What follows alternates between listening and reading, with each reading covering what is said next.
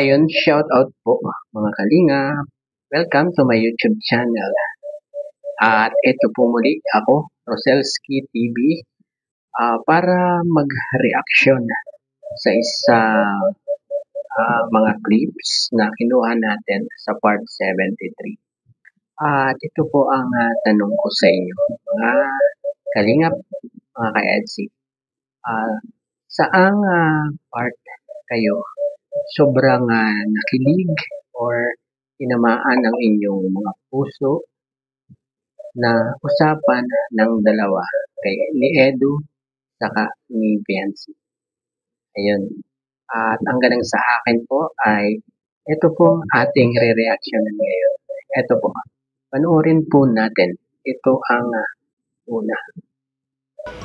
So, ibig sabihin ba nun? Shout out na kita.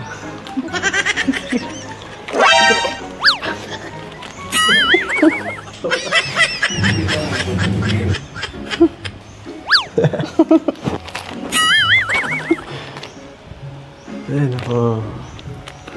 Wala ka pala eh.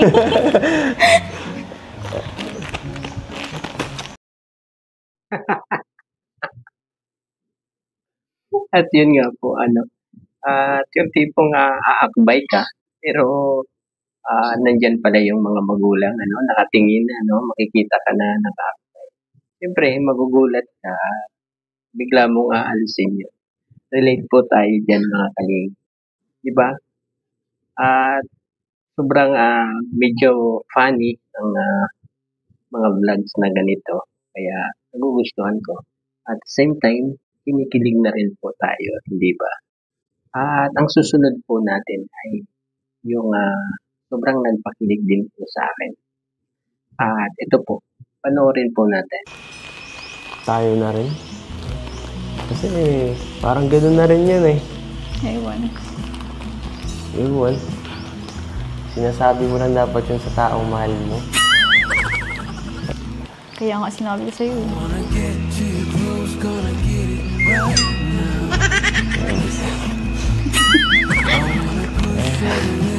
Sabi mo. Balik nga. Balik. Pambira ka.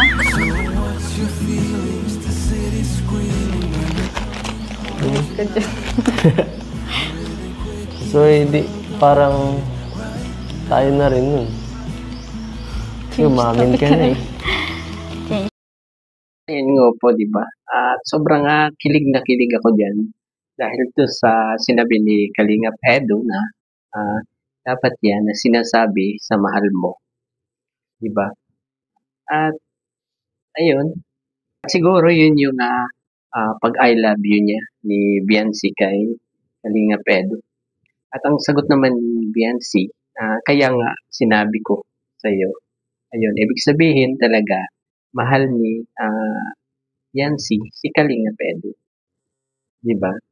Iba talaga ang tandem nitong dalawang ito. May funny, may parang seryosohan, at yan ang dahilan kung ba't hindi sila nakakasawang panoorin, di ba?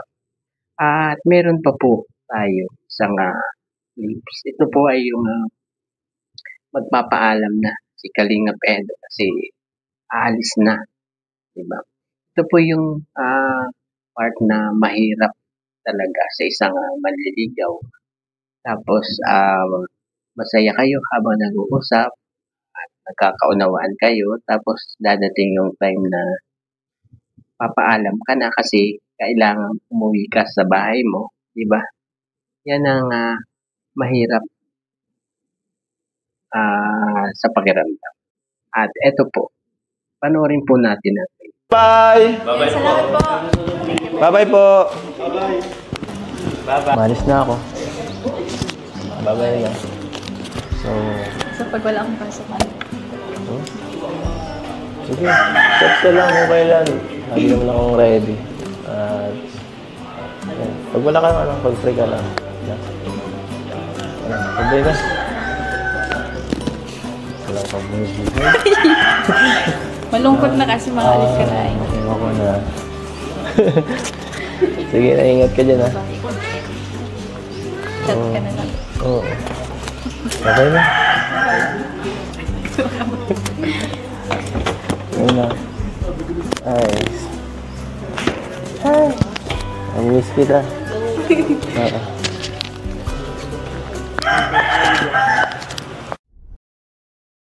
At ayun po, di ba? At parang hirap na hirap sila na magpaalam sa bawat isa. Ganon din si Biancy, di ba? Sabi pa nga niya eto malungkot na kasi paalis ka na, di ba? Pero may pahabol naman si Biancy, di ba? Na chat chat na lang daw si Kalingap Edu.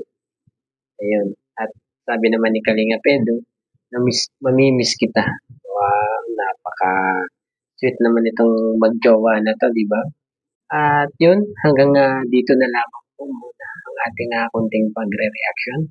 At bago po tayo magpaalam, pakisuportahan po ang ama ng Kalingap, Kuya Val Santos Matubang, Ate Edna Vlogs at Kalingap Rob.